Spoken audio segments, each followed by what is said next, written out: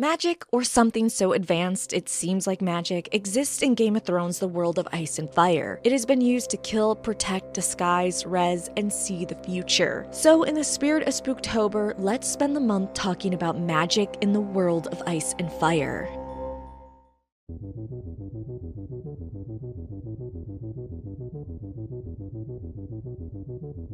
George R. R. Martin is careful how he uses magic in his world. He believes that magic in abundance can overwhelm the story. This is why magic in his world is mysterious, limited, and dangerous. It doesn't work every time, even for experienced practitioners. George R. R. Martin has stated a few times that by the last page of his A Song of Ice and Fire series, there will be less magic than in the first page of other fantasy series. And George's difficulty with magic has been quoted as why he struggles with brand chapters and rewrites them over and over.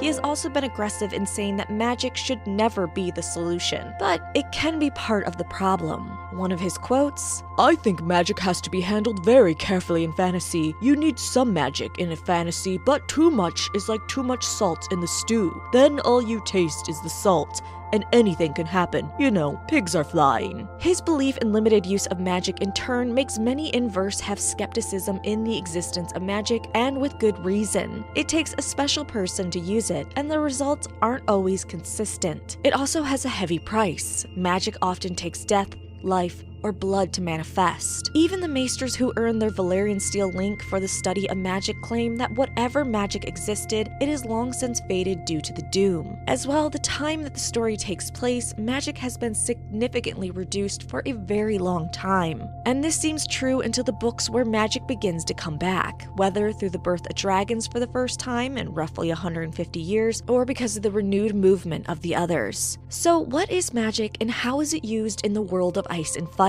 First, there are several types of magic used: alchemy, blood magic, divination, elemental, glamoring, necromancy, raising the dead, shadowbinders, and skin changing. It should be noted that a person isn't limited to one type of magic, though some do specialize only in one area. So let's go briefly through each type of magic. First, elemental. Controlling the elements has resulted in some devastating results. Fire, air, water, and ice are the primary elemental control magics that exist. Fire magic is seen in some of the Red Priests of R'hllor and Fire Mages. The Wizards of the Rhoynar were capable of controlling water for offense and defense. Aeromancers, who live in Asshai, are said to practice air magic, as well as warlocks. Ice magic is used by the others. Storm Singers most likely can control the elements of wind and water, but much is unknown about them. Of all the elements, fire seems to be used the most. Divination. The ability to see the future is a prized ability. Dragon dreams are one source, but so is green sight and wolf dreams. Followers of R'hllor have been known to see the future in their flames. Wood witches often have the gift of prophecy. There are also substances that can grant you seeing the future, such as Shade of the Evening. The use of blood has also been known to bring about visions of the future. Shape changers and skin changers. Skin changing and shape changers may be the same thing, but it isn't exactly clear as of yet.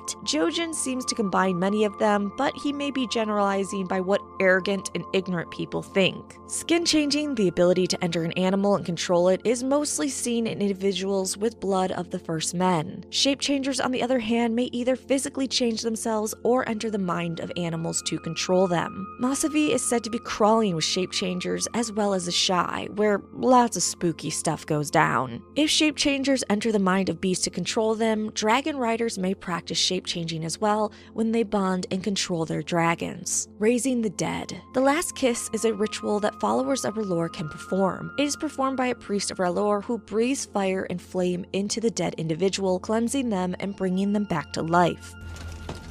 Lord, cast your light upon this man, your servant. Bring him back from death and darkness. His flame has been extinguished. Restore. Depending on how soon the person is resurrected, their memories and personality are altered to various degrees. It's not getting any easier, you know. I know. Every time I come back, I'm a bit less. Pieces of you get chipped away. Here is George's quote on Beric, one such fire wight. "And poor Beric Dondarrion, who was set up as the foreshadowing of all of this. Every time he's a little less Beric, his memories are fading. He's got all these scars. He's becoming more and more physically hideous because he's not a living human being anymore. His heart isn't beating. His blood isn't flowing in his veins. He's a wight, but a wight animated by fire instead of by ice." Which brings us to ice wights. Just as fire can reanimate, and those that reanimate are called fire wights, ice magic can be used to create ice wights, such as cold hands. This is different than the mindless wights that the others create, which is more in line with the next type of magic, necromancy. Necromancy is a terrifying ability that raises the dead as mindless machines to serve its master. This type of magic is mostly rumored to be practiced in Essos, but Westeros has its fair share. Qyburn is another example of a necromancer, and he creates Sir Robert Strong, Cersei's champion. Next, Glamouring. This ability allows people to change someone, including their own appearance. Unlike shape-changing, the object of the illusion doesn't actually change. An item is typically worn, such as jewelry with a stone, to maintain the glamour. This type of magic is sometimes confused with the faceless men who can change an appearance of an object. However, in their case, they actually physically change the object, so it isn't a glamour. Blood magic. Blood magic appears to be one of the most terrifying and powerful magics practiced in the world of Ice and Fire. It is also created some of the most powerful weapons. It is claimed Lightbringer, wielded by Azor Ahai, was finally created by plunging the sword through his wife's heart. This seems to be a thing, as in Qohor, where the last people remain that know how to work Valyrian steel, are said to finalize the swords by sacrificing people, maybe even babies. On the horror end, not that plunging a sword through your wife's heart isn't horrific, blood magic has been used to create half-human monsters, create new breeds of creatures, infuse a building with powers, and to help retain someone's beauty. Alchemy. The creation of substances and materials with magical powers is the practice of alchemy. They can create creatures with flame and transmute metals. Wildfire is one of the most dangerous creations of theirs. Lastly, Shadowbinders. Shadowbinders bind shadows to do their will, and its users are pretty terrifying. They are the only ones that dare to go to locations that others won't, and are the only ones that will eat the mutated fish in the River Ash, a river that no one drinks from or eats from if they want to live long. So first, let's talk about alchemy. Any man who calls a poison a woman's weapon is a traitor to his fellow men. A dagger, arrow, axe, these are the arms of passion. But poison is cold, calculating. Poison is the thought that wakes you in the morning and lulls you to sleep at night. Alchemy in the world of Ice and Fire is the creation of substances and materials with magical powers, or so they claim. Alchemy can create living creatures with flame and transmute metals. Wildfire is one of the most dangerous creations of theirs, and they call it the substance. There are two main alchemist groups, the Alchemists of Lys and the Alchemist Guild in Westeros. The Alchemists of Lys are the ones that create the Tears of Lys. If you don't remember what the Tears of Lys are, it's a rare and expensive poison that is odorless, tasteless, and leaves no trace behind, so no evidence of your naughty deeds. When someone is poisoned, it eats away at the bowels and stomach of the victim, and it's almost impossible to cure if it isn't purged fast enough. The Tears of Lys is most likely the poison that was used to kill Jon Arryn. The Alchemist Guild of Lys is also really good at creating other horrible, lethal substances to make sure people have a really bad time. The crystal form of the poison, the Strangler, is also made here, though of course the Faceless Men of Braavos and the Maesters of the Citadel can produce it, though the Maesters at the Citadel try to be more hush-hush about it. Making this poison is incredibly hard though,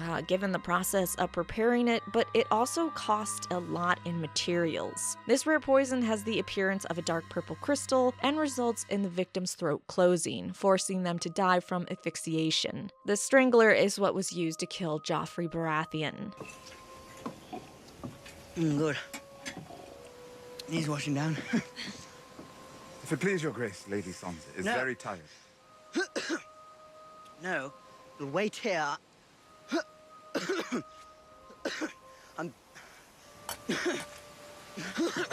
Your grace.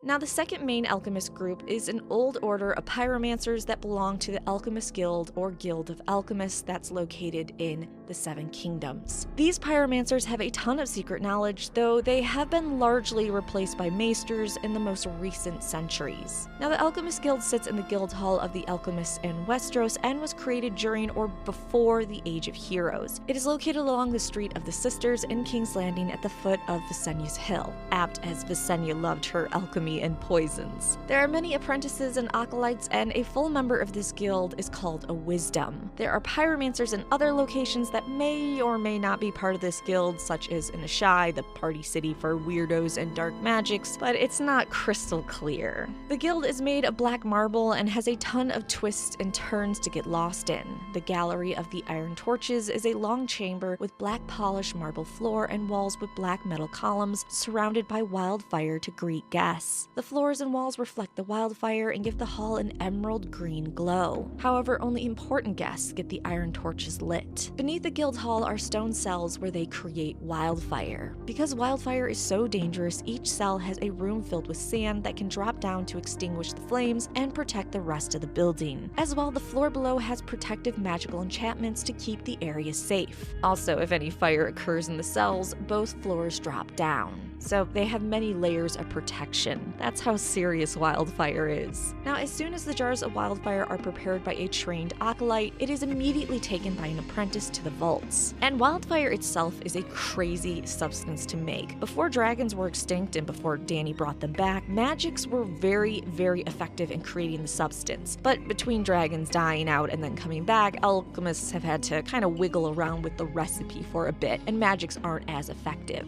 Wildfire is crazy unstable, easily becoming out of control once the murky green liquid takes fire, and older batches need only a little bit of sunlight to go off, forcing alchemists to transfer older batches only at night. Wildfire also burns for a ridiculously long time. Even the thinnest layers take over an hour to extinguish. Its dark emerald and jade green flames can burn on water and will consume anything and everything. Steel, leather, wood, cloth, it doesn't matter. Now, this hasn't stopped people from using the substance, though. Wildfire and alchemists have been utilized by various kings. King Aegon IV, the Unworthy, employed the Guild of Alchemists to build him dragons to take Dorne. Not actual dragons, but wood dragons that spewed out wildfire. Now, this was despite his son and heir being married to a Dornish princess. King Aegon IV was just a real piece of work. The alchemists made him massive structures that spat out jets of wildfire. However, the engines blew up in the Kingswood, taking out a quarter of the woods and all of the devices, thus ending that Dornish war super early. Pyromancers have been used by the Targaryen kings besides to wage war on a region, though. During the Great Spring Sickness, Bloodraven had the alchemists use fire to burn the corpses that they had piled in the dragon pit. However, things went south and a quarter of King's Landing burned as a result. However,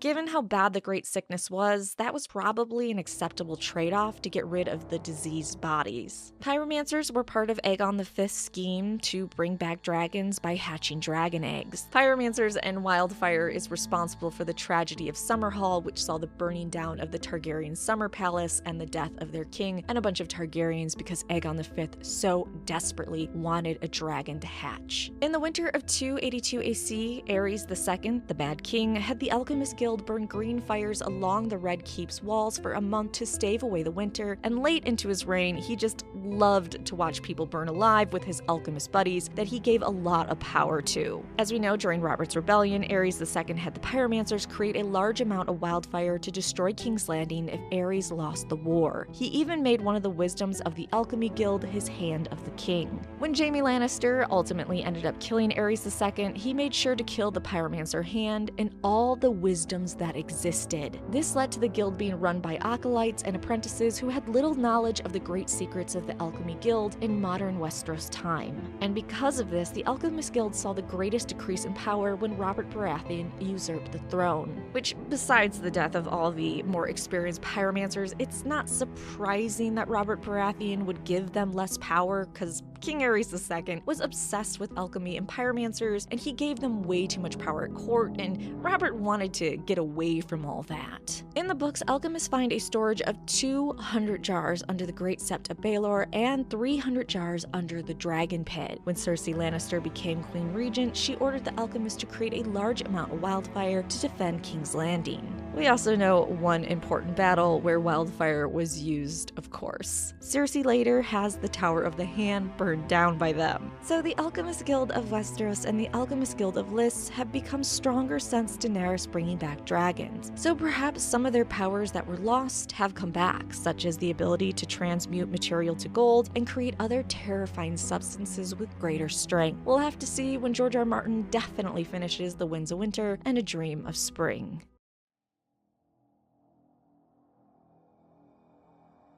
Let's move on to elemental magic and its practitioners. Magic, or something so advanced it seems like magic, exists in Game of Thrones, the world of ice and fire. Maybe magic once was a mighty force in the world. But not anymore. It has been used to kill, protect, disguise, res, and see the future. There are several types of magic used: alchemy, blood magic, divination, elemental, glamoring, necromancy, shadowbinder, skin changing. And a person isn't limited to one type of magic, though some do specialize in one area. But for this video, like I said in the beginning, we're focusing on elemental. Fire, air, water, and ice are the primary elemental control magics that exist. Let's start with fire. Typically, people that conjure and control fire are known as fire mages, but priests and priestesses of R'hllor are also known to use fire magic. This makes sense as R'hllor is known as the Lord of Light, Heart of Fire, and God of Flame and Shadow. So of course his followers would utilize fire in some way. Fire magic, like most magic, was strongest before the doom of Valyria. However, with the birth of Dany's dragons, magic, and by extension fire magic, has become much stronger. Your dragons were born. Our magic was born again.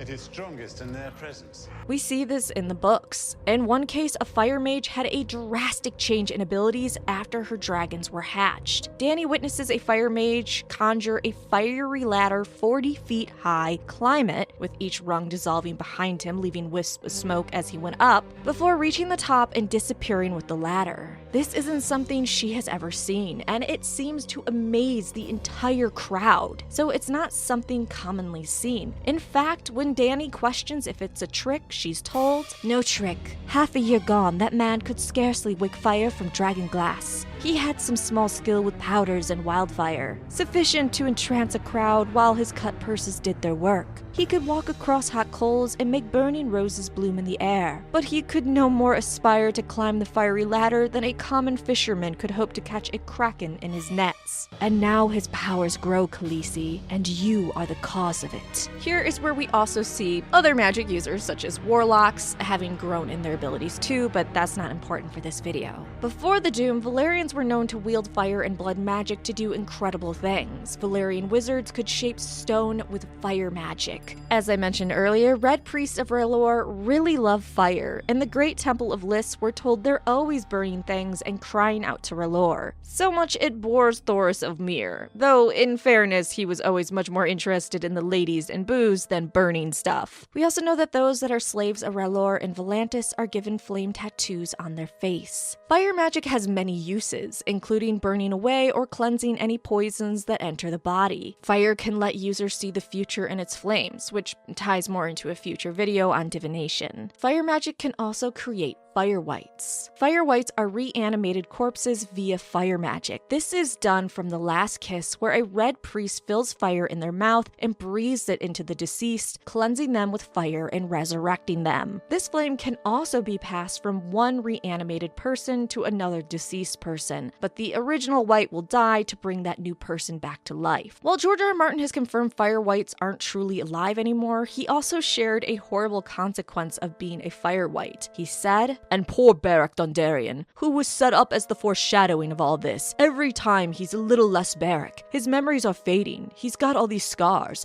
He's becoming more and more physically hideous. Because he's not a living human being anymore. His heart isn't beating. His blood isn't flowing in his veins. He's a wight, but a wight animated by fire instead of by ice." As I will talk about in my necromancy video, Fire magic to reanimate a corpse, and how they come back really depends on how many times they've been rezzed and how long they've been dead before they were reanimated. Lastly, we know that fire magic can be used to create very powerful weapons. According to legend, Lightbringer, the red sword of heroes, was created only after Azor Ahai spent 100 days and nights forging the blade in sacred fires. And while it glowed white hot, he plunged it into his soulmate's heart, which involves blood magic, but fire magic was also involved in this. So that is the end of fire magic. Now let's talk about the control of air. This includes aeromancers and warlocks. We know aeromancers at least occupy a shy where no magic is forbidden, but not much else is known about them. Red priests of our lore can use blood magic and fire magic to control the winds, but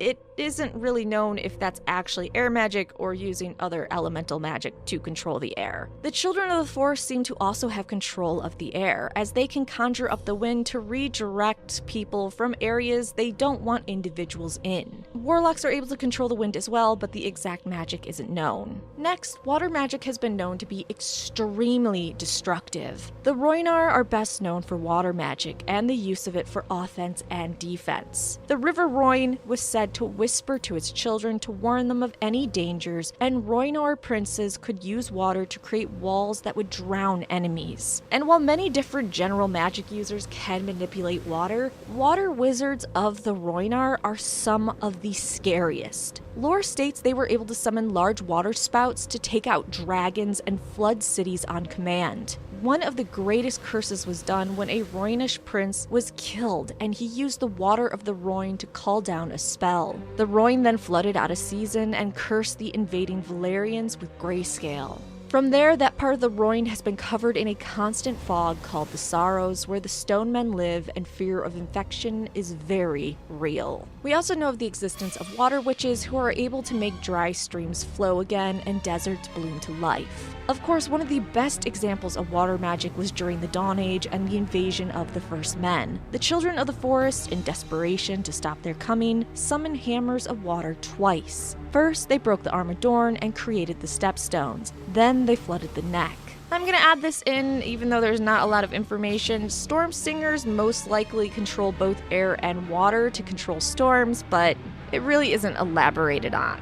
Lastly, let's talk about ice magic, which is used by the Others. They use it primarily to create wights and likely others. These wights, unlike fire wights, are basically slaves to their creators. They are slow, have a cold scent, and feel no pain. They retain varying degrees of their memory, but they're not as there as fire wights are. Ice spiders, which were the mounts of the Others, may have been created via ice magic, but that isn't 100% known at this time. Definitely their undead horses are reanimated via ice magic. We know their ice swords are magical. George R. R. Martin stated that the Others can do things with ice that we can't imagine and make substances out of it. Their swords are supernatural in nature and do odd things, such as make high-pitched animal screams when a sword touches it, and the sword seems to scream when fire touches it. Their speech also seems to be made of ice, as it's described as the cracking of ice on a winter lake. Cold Hands is likely an ice wight as well, but not resurrected by the Others, and instead the Children of the Forest to serve them. Lastly, ice dragons are made of ice, and their breath is very cold for obvious reasons. Hopefully we'll read about them in one of his books one day and see if they are fueled by ice magic or capable of ice magic.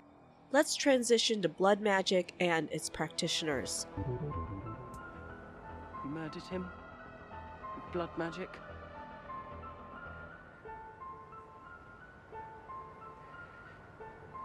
I did.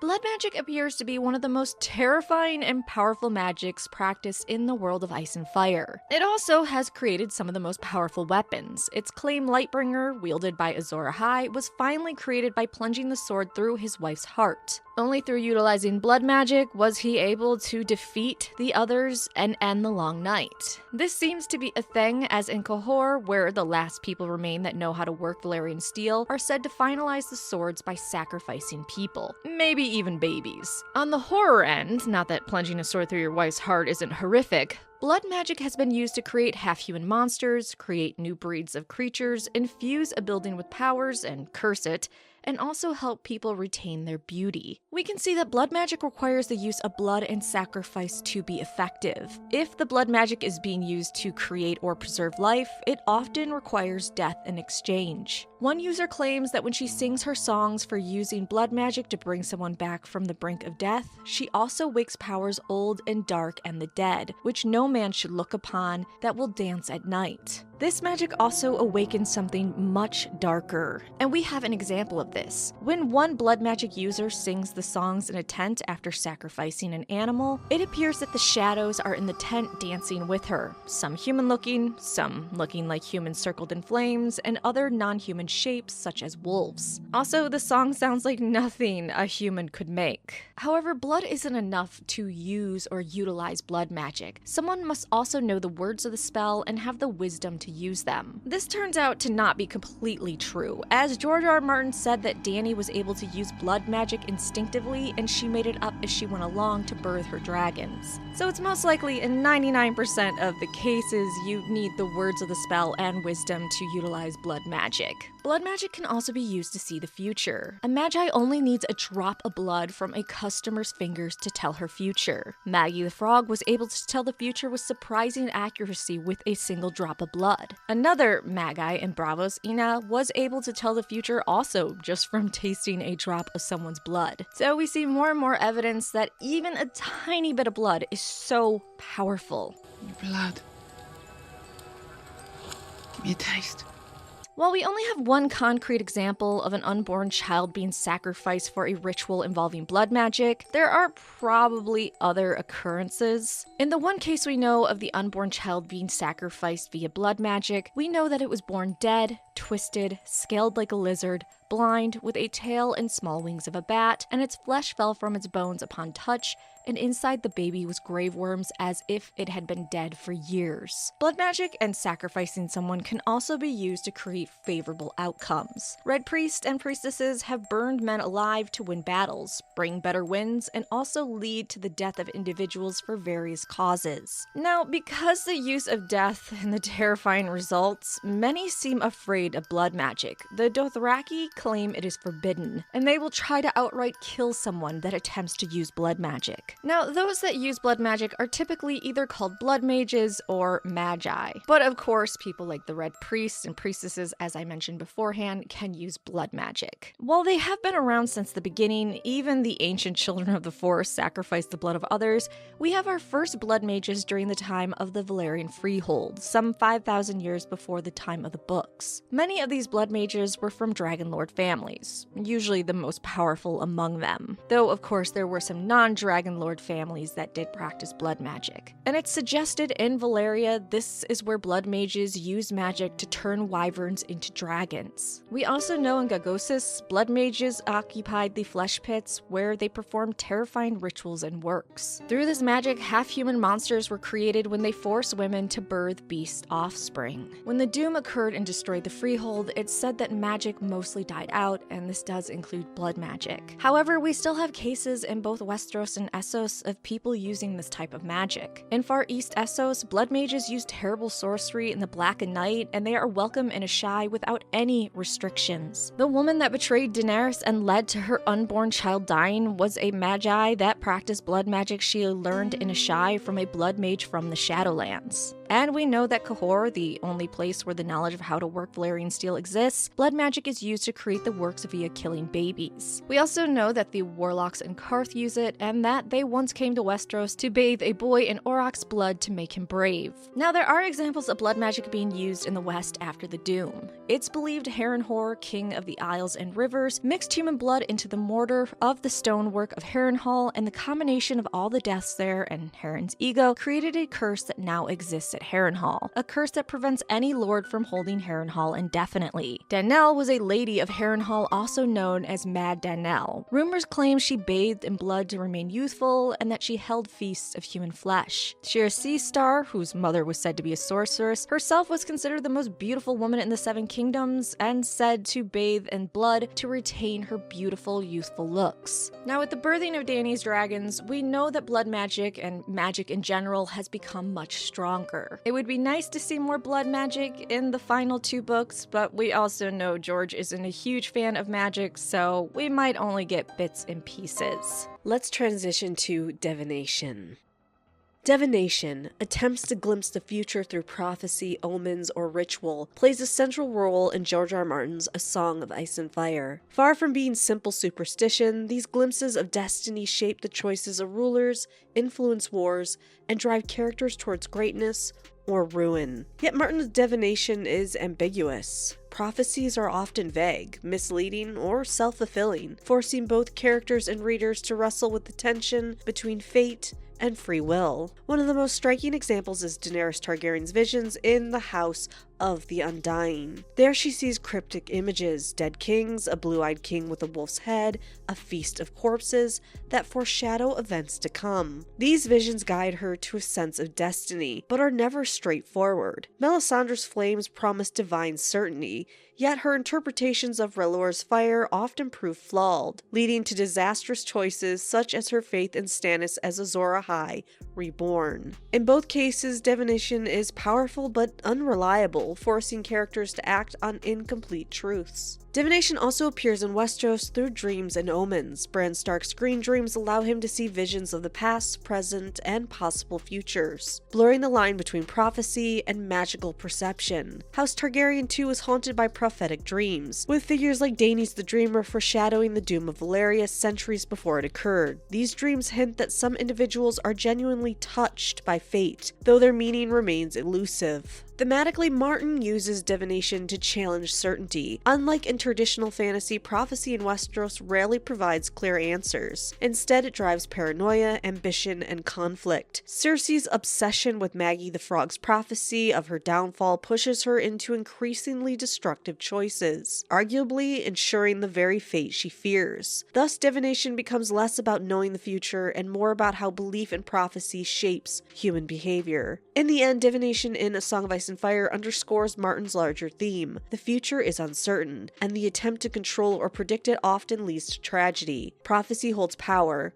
but it is dangerous, both a guiding torch and a consuming fire. Let's move on to Glamouring.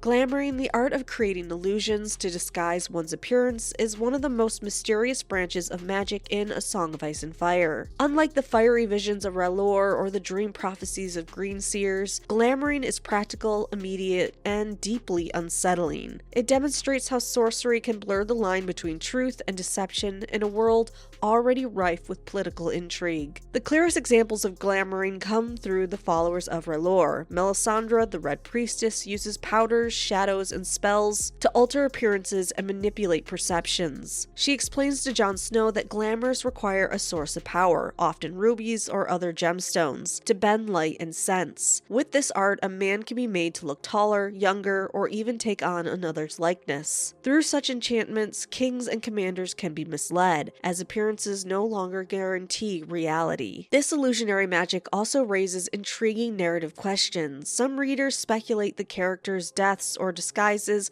might involve glamours, such as theories surrounding Mance Rayder's supposed burning. Martin uses this uncertainty to heighten tension. If the eye can be deceived, the reader must constantly question what is real within the story. Glamours thus serve not only as magical tools, but as literary devices that deepen the atmosphere of mistrust and ambiguity. Thematically, Glamouring ties into one of Martin's central concerns, the instability of identity and truth. Just as political power often rests on perception rather than reality, glamours remind us that what people see is not always what is. In a series where betrayal and hidden motives drive the plot, the ability to alter one's face or disguise a king carries immense symbolic weight. Ultimately, Glamouring is a small but significant thread in Martin's tapestry of magic. It illustrates how sorcery in Westeros is rarely grand or flashy, but instead subtle, deceptive, and dangerous, much like the politics it so often serves. Let's move on to talking about skin changing. Skin changing, also called morphing, is one of the most distinctive forms of magic in George R. R. Martin's A Song of Ice and Fire. It refers to the ability of certain individuals to enter the minds of animals and control their bodies. Unlike sorceries rooted in fire, shadow, or prophecy, skin changing is deeply tied to the natural world and the ancient traditions of the first men. It is both a gift and a burden, showing the intimate connection between human and beast. The most famous skin changer is Bran Stark, whose bond with his direwolf Summer evolves into visions, dreamwalking, and ultimately training with the last green seer beyond the wall. Through Bran, readers see the immense potential of this power, not only to inhabit animals, but to glimpse through the weirwood trees into past and present. In contrast, Varamir's Six Skins demonstrates its darker side. His cruelty towards the beasts he controlled and his desperate attempt to cling to life by seizing a human body highlight the moral limits of skin changing. Skin changing also carries cultural significance. Among the free folk, wards are respected yet feared, regarded as touched by old, wild powers. In the South, however, such abilities are dismissed as myth, reinforcing the divide between the rational politics of the Seven Kingdoms and the magical traditions that linger beyond the wall. The direwolves given to the Stark children symbolize this ancient bond, each reflecting the personality of its human companion and suggesting that the blood of the first men runs strong in House Stark. Thematically, skin changing explores the boundary between humanity and animal instinct. Wargs must balance the thrill of living through a beast with the danger of losing themselves entirely to its desires. This tension mirrors one of the series' broader concerns: the struggle to preserve identity and morality in a brutal, predatory world. In sum, skin changing is more than just a magical ability. It is a window into the ancient soul of Westeros. Through it, Martin emphasizes the deep roots of the North, the fragile link between man and nature, and the perilous seduction of power when one steps too far into another's skin. Lastly, let's talk necromancy. Until the mountain drove a lance through this one's heart.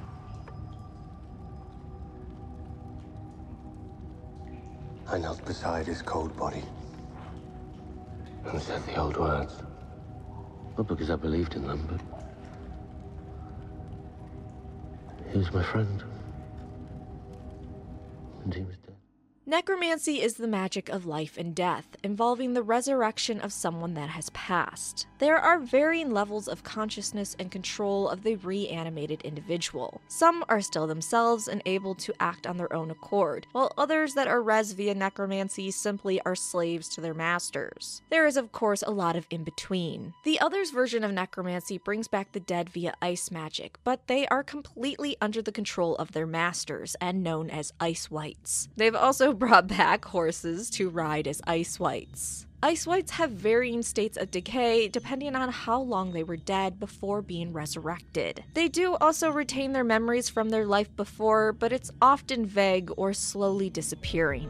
But ice wights aren't always completely mindless machines with little memory. Cold Hands has been resurrected via ice magic, but he has a lot more independence. This could be because he was created not by the others, but the children of the forest who are on the side of good, quote unquote. Cold Hands' memories are slipping, however. Now, it seems to be a constant thing that if you're resurrected by the side of good, again in quotations, that you have a bit more control over yourself. The Last Kiss is a ritual that followers of R'hllor can perform. It's performed by a priest of R'hllor who breathes fire and flame into the dead individual, cleansing them and bringing them back to life. Depending on how soon the person is resurrected, their memories and personality are altered to various degrees. It's not getting any easier, you know. I know. Every time I come back, I'm a bit less. Pieces of you get chipped away. Beric's memories fade more and more as he's brought back by Thoros. However, he still has more freedom than most ice wights. Now, again, is this because the Lord of Light is a good guy and the others may be bad? Maybe, but it could also be intent. The only examples we have of the Last Kiss are people that brought back someone for love, such as with Beric, or a sense of honor and duty, such as with Lady Stoneheart. Now, Lady Stoneheart is in much more rough shape than Beric, even though Beric has been brought back multiple times because of the time between her resurrection. Instead of shortly after death, like with Beric, Catelyn was dead for 3 days before Beric gave her the last kiss and exchanged his life for hers. passing the flame. When she comes back, she is incredibly disfigured and insanely vengeful, only focusing on killing any who betrayed her and her son Rob. I think her description by 𝒍𝒽 says it all. Her cloak and collar hid the gash his brother's blade had made, but her face was even worse than he remembered. The flesh had gone pudding soft in the water and turned the color of curdled milk. Half her hair was gone, and the rest had turned as white and brittle as a crone's. Beneath her ravaged scalp, her face was shredded skin and black blood where she had raked herself with her nails. But her eyes were the most terrible thing. Her eyes saw him, and they hated. The assumption is, just like Beric was able to pass his flame to Lady Stoneheart, Lady Stoneheart may be able to pass her flame to another person if she chooses to exchange her life. Maybe if she comes across one of her dead children, or maybe a certain bastard she really doesn't like. Now, outside of ice and fire wights, we hear lots of stories of general necromancy, and it never sounds good. In all accounts, it's a terrifying ability that raises the dead as mindless machines to serve its master. While this magic is mostly rumored to be practiced in Essos, Westeros has its fair share of necromancers. But let's focus on Essos first. Asshai seems to be where most necromancers hang out, you know, along with the black alchemists, wizards, warlocks, pyromancers, poisoners, shapechangers, nightwalkers, worshippers of terrible gods, torturers, and so on. Asshai is kind of a free-for-all for naughty, evil stuff because there's no judgment or restrictions. The city of Qohor is another location that's said to have a lot of necromancy going on. Not surprising, as the city worships the black goat, which demands daily sacrifices. Qohor is also the only place known for the ability to work Valyrian steel, which is said to require the death of babies. So, you know, kind of a city where a lot of dark things are just super okay. Volantis' West Bank also may have had a lot of necromancers, as well as murderers, fornication, drunk people, and pirates. Nefir is the only port of note on the Shivering Sea east of the Bones, sitting at the mouth of the Bleeding Sea and the Cannibal Sands, and you guessed it, also rumored to have a ton of necromancers. Lastly, in Essos, the Bloodstone Emperor was known to be a necromancer and a cannibal. He also killed his sister to become the 9th and last ruler of the Great Empire of Dawn, and caused the Long Night with just all his dark shenanigans. Now let's move to Westeros. Westeros has some well-known necromancers. Qyburn is definitely a necromancer and a pretty skilled one. He created Sir Robert Strong, likely through the blood sacrifices of the women he keeps and tortures in the Black Cells. Dagon Drum was a legendary Ironborn that was alive during the time of the Age of Heroes and said to be a necromancer. We don't have a lot more information on him or what he resurrected, but the Ironborn like him, so he was probably a piece of shit. Morgan Banefort, the last hooded king of House Banefort during the Age of Heroes, was a necromancer and warred with House Lannister for 20 years. He seems to be an example of a necromancer that could also bring himself back in some function. So the story goes that eventually he was killed by the Lannisters, but before he died, he told the king, hey, I'm a necromancer, I'm gonna come back to life, and I'm gonna get my vengeance. Because the King Lannister was so scared of this happening, so scared of him coming back from the grave with his necromancy powers, he cut the man up into pieces and fed him to his lions. However, the lions broke free 2 years later and devoured 3 of the king's sons. Was this truly Banefort coming back? I don't know, it's hard to say. If you keep pet lions, chances are eventually something really bad's gonna happen. So can necromancers bring themselves back after they die if they did some ritual or spell before their death? Debatable. You can let me know in the comment section down below if you think it's possible. Clarence was a legendary hero of House Crab of Crackclaw Point. His seat was called the Whispers because he brought back the heads of his enemies and had his witch wife raise them back from the dead. He had her do this so that they could give him counsel, but they could only speak in whispers. Lastly, there are rumors that the Hightowers practiced necromancy, and I 100% believe this without proof. I mean, look at these degenerates. Think of the shame on your wife, on me. How can you keep carrying on like this, especially on a day